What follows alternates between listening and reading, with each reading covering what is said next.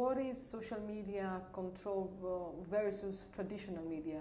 Is a threat to traditional media?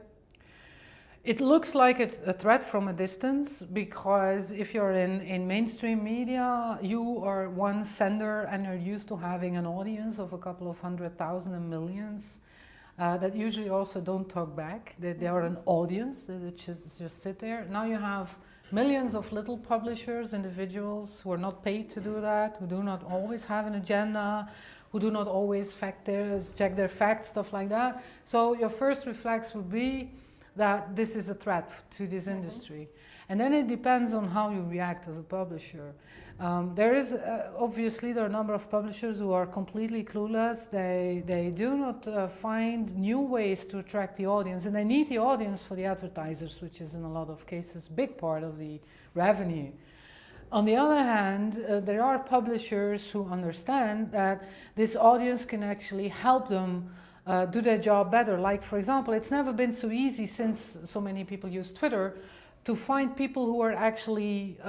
there's been a big crisis here during the summer. At the summer festival, there was a big storm, and eventually a lot of people died. Yes. Now, if you're a journalist, you have to try and find people who are there, not just people who were there, but who are there. And by using Twitter, they could easily identify, find, and contact people who are literally there while it was going on. So there are a lot more things you can involve your audience while publishing something. You can actually tap into their emotions and their sentiments and their feelings, their opinions, before or during writing an article or making, a movie or something.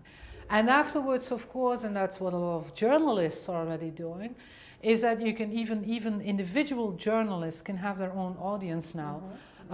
They start off by, asking for, appealing to people, hey, can you help me, I'm looking for a person who...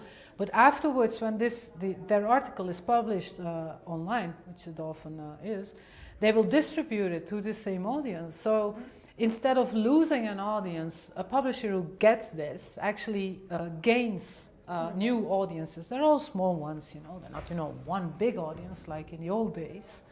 But they're nevertheless an audience, and the volume is large enough to be interesting. Yeah.